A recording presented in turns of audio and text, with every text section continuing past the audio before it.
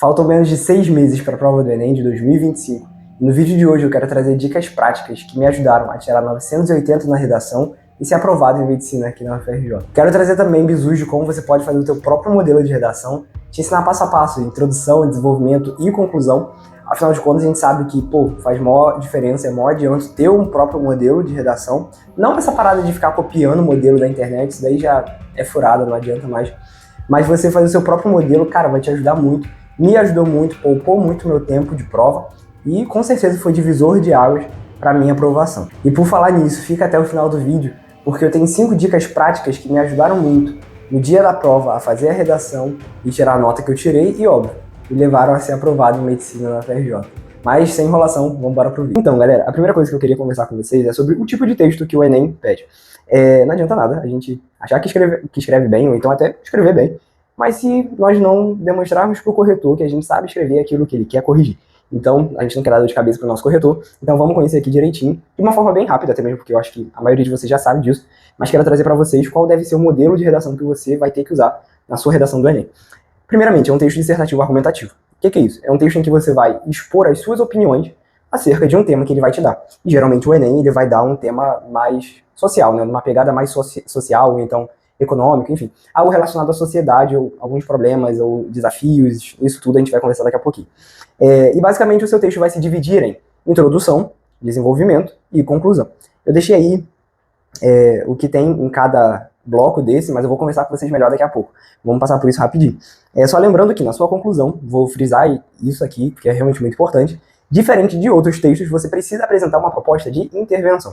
Né? A redação do Enem, ela exige de você, inclusive é uma das 5 competências, a 5ª, se eu não me engano, você tem que saber elaborar uma proposta de intervenção. Porque pensa bem, você vem o texto inteiro tacando pau, falando mal do governo e falando mal das coisas que estão acontecendo, enfim, fala mal de todo mundo.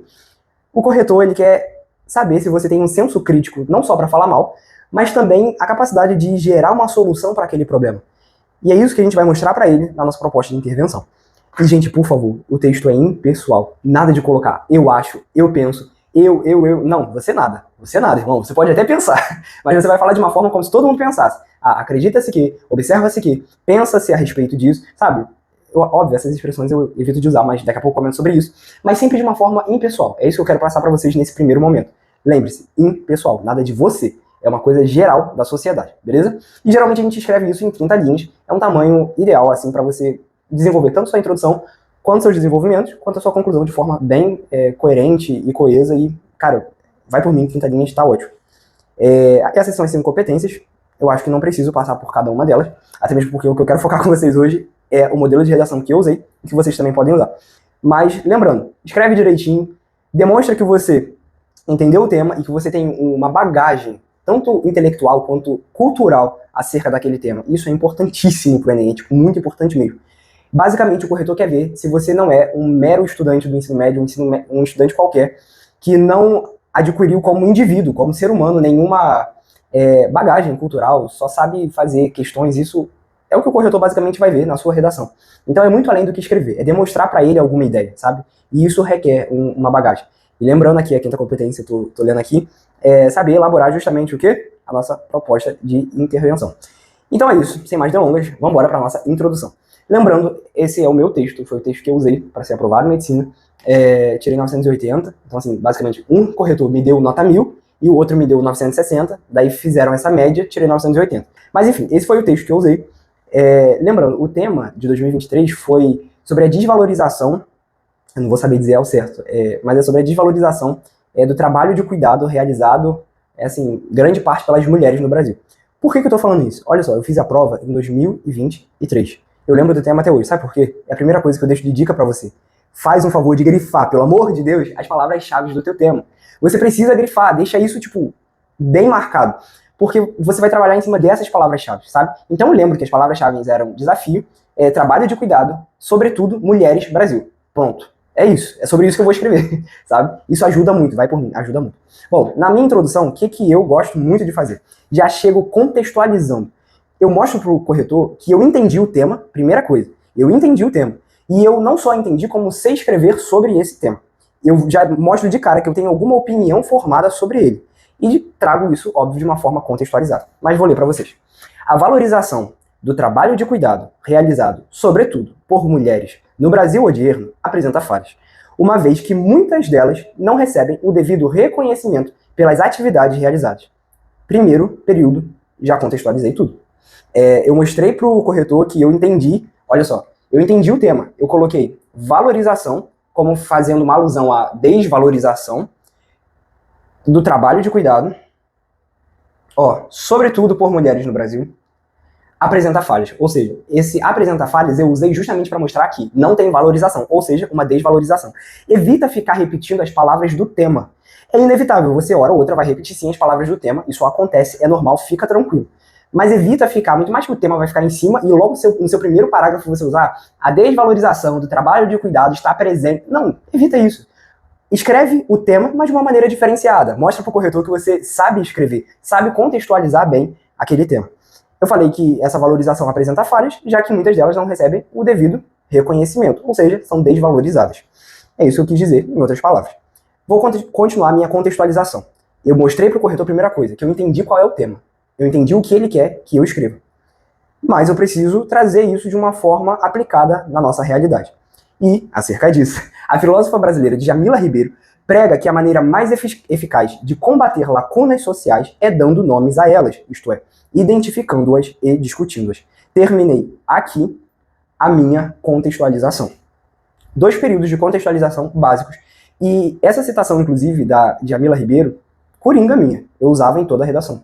Porque toda a redação vai ser sobre alguma lacuna social, e toda lacuna social eu preciso identificar, eu preciso dar nome a ela e combater, que é justamente o tipo de texto que o Enem exige de você. Que você identifique qual é o problema, discuta e solucione. Então é isso. Essa citação para mim sempre me ajudou muito. Djamila, muito obrigado, você salvou minha redação várias vezes. Mas vamos lá. Depois da minha contextualização, então, eu vou entrar na minha tese. É basicamente o que eu acho acerca desse tema. Nesse sentido, é imprescindível analisar e resolver os problemas relacionados ao que, Marcos? A falta de reconhecimento, retomei o tema.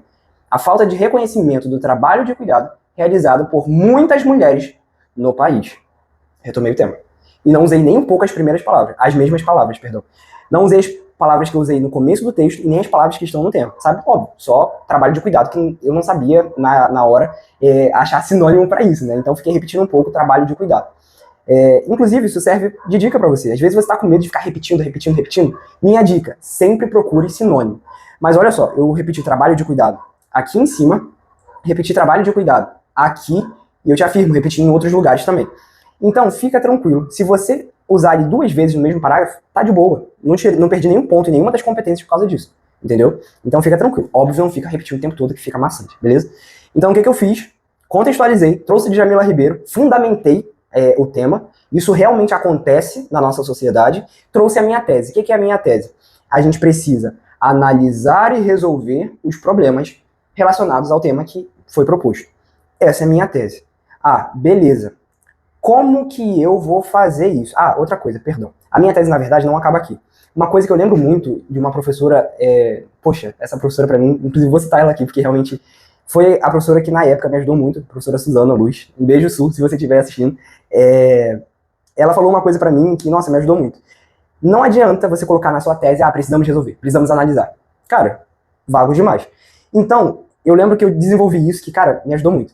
Precisamos analisar e resolver de modo que estratégias sejam aplicadas para reverter essa situação, para reverter esse quadro. E isso, inclusive, é poderoso, porque já faz um gancho com a minha proposta de intervenção. Eu falo, eu vou problematizar, mas fica tranquilo, corretor, lá no final você vai encontrar algumas soluções sobre esse problema.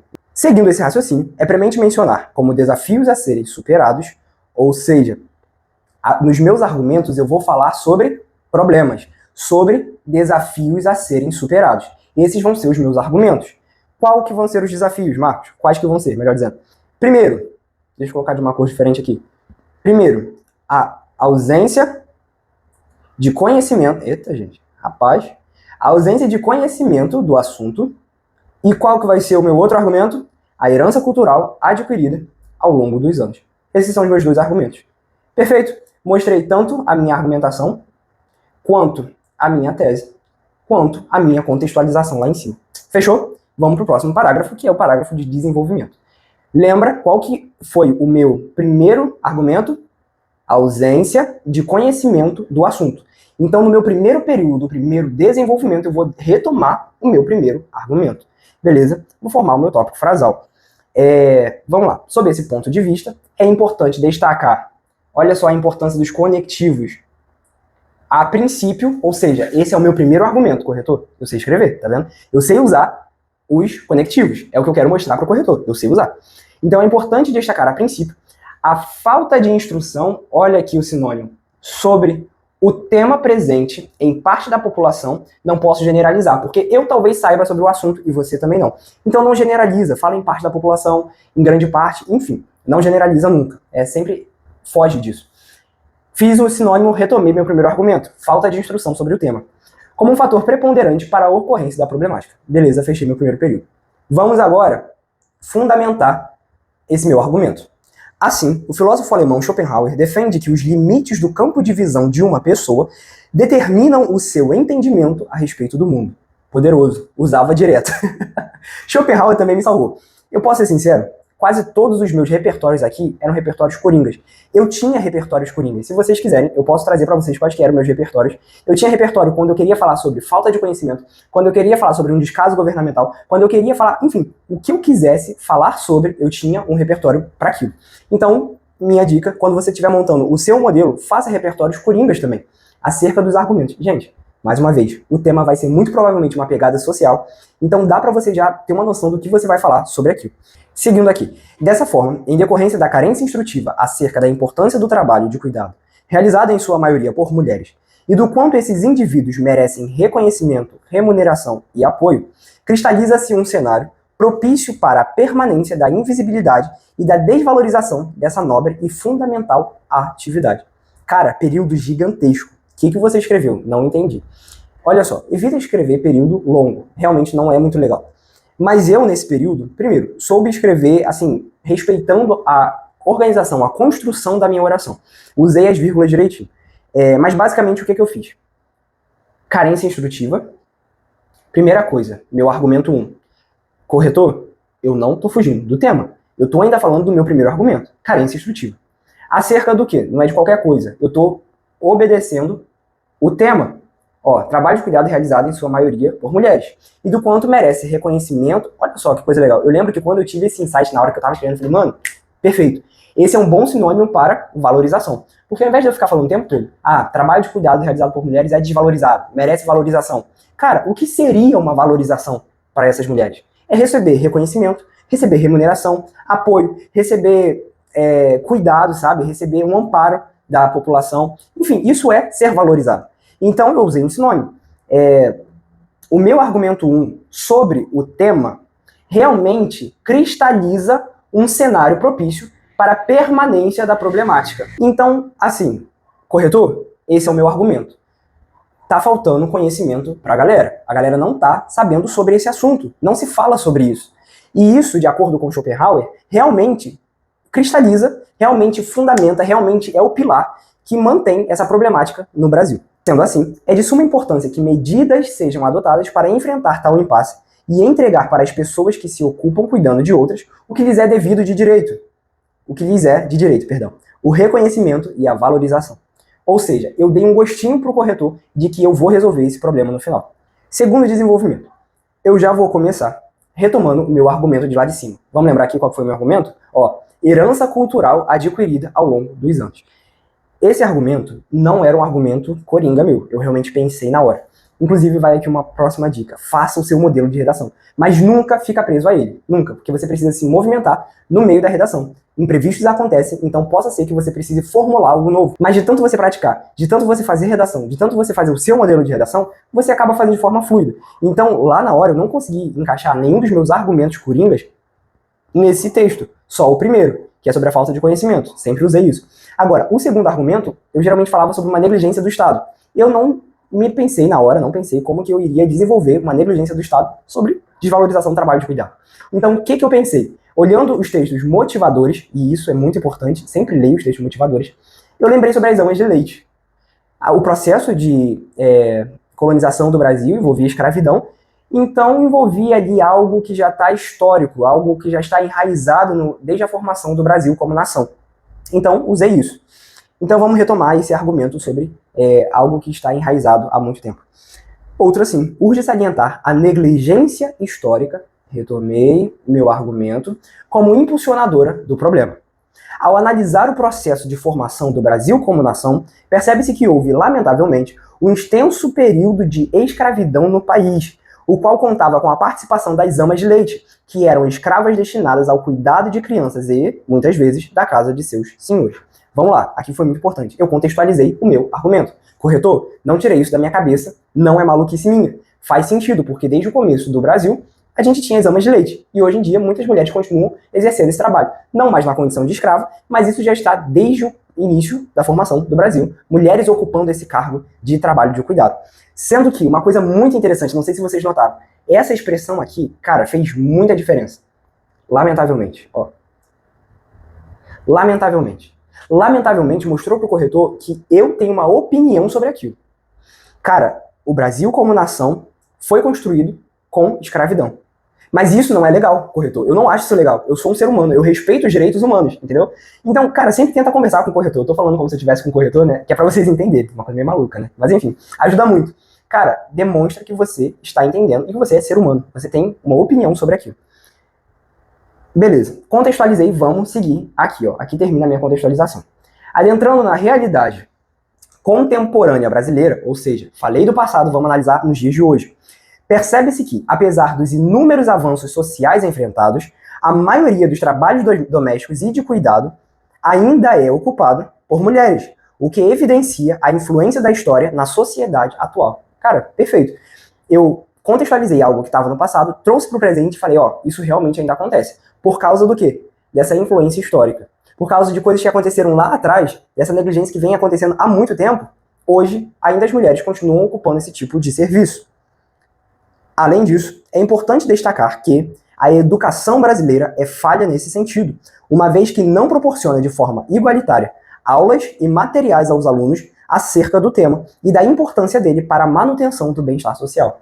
Cara, perfeito. Fechei o parágrafo dizendo que, corretor, eu vou resolver esse problema lá embaixo. Relaxa, esse problema vai ser resolvido. E por falar em resolução de problema, vamos falar rapidamente sobre a proposta de intervenção.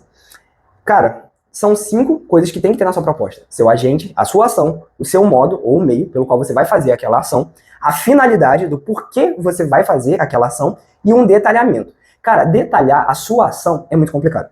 Por quê? Muita gente tenta detalhar a ação e, na verdade, é só um meio, é só um modo. Você acha que você vai detalhar a sua ação trazendo como aquilo vai ser feito. Mas isso já é uma característica que tem que ter na sua proposta de intervenção e se chama meio e modo. Então, uma coisa que eu fazia era detalhar o agente. Eu sempre detalhei o agente. Acho que isso ajuda muito. Vamos lá, minha conclusão.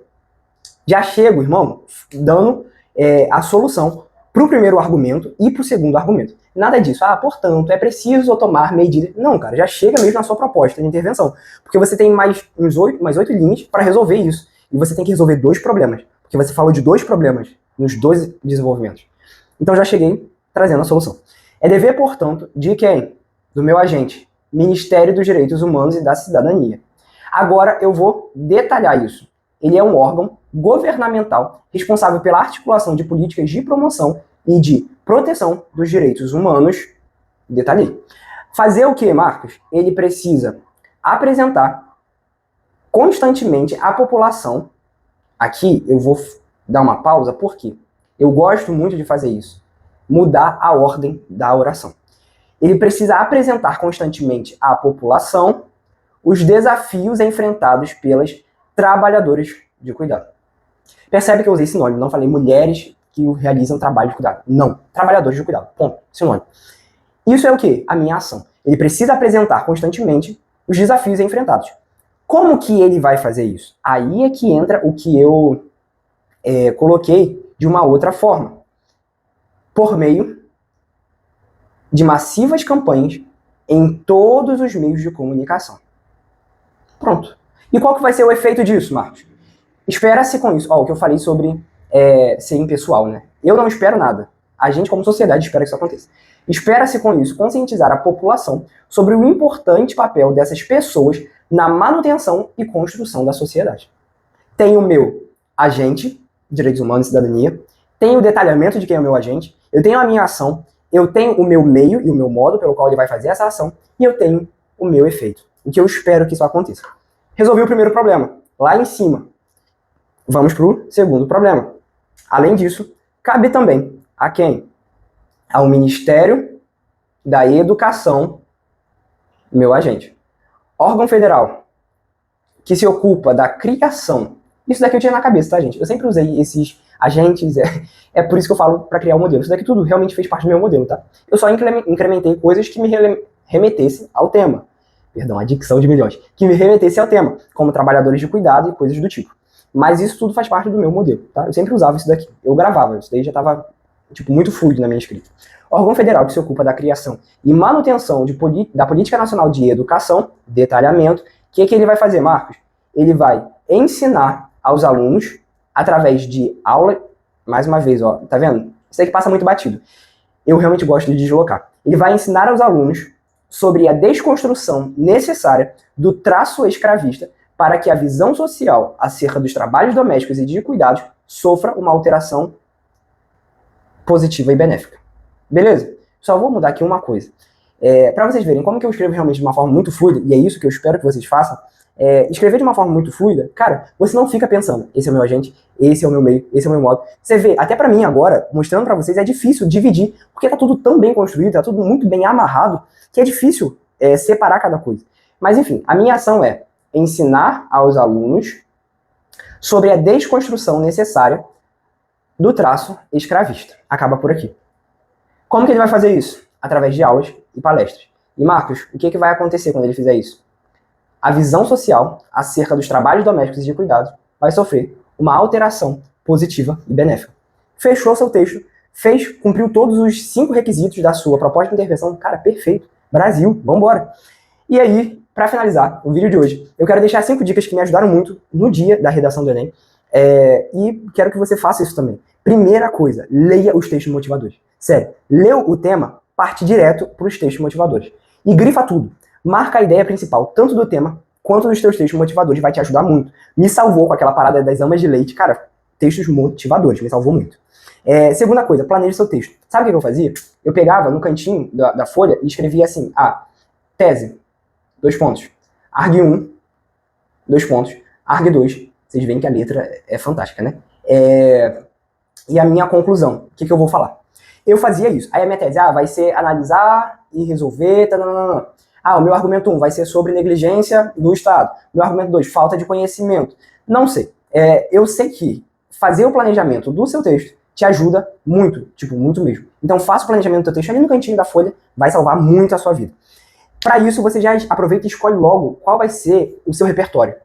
Se você vai usar Schopenhauer, assim como eu, se vai usar Djamila Ribeiro, se você vai usar John Piper, se você vai usar John Locke, perdão, John Piper é um escritor cristão, enfim. Se você vai usar John Locke, pode usar John Piper também, enfim.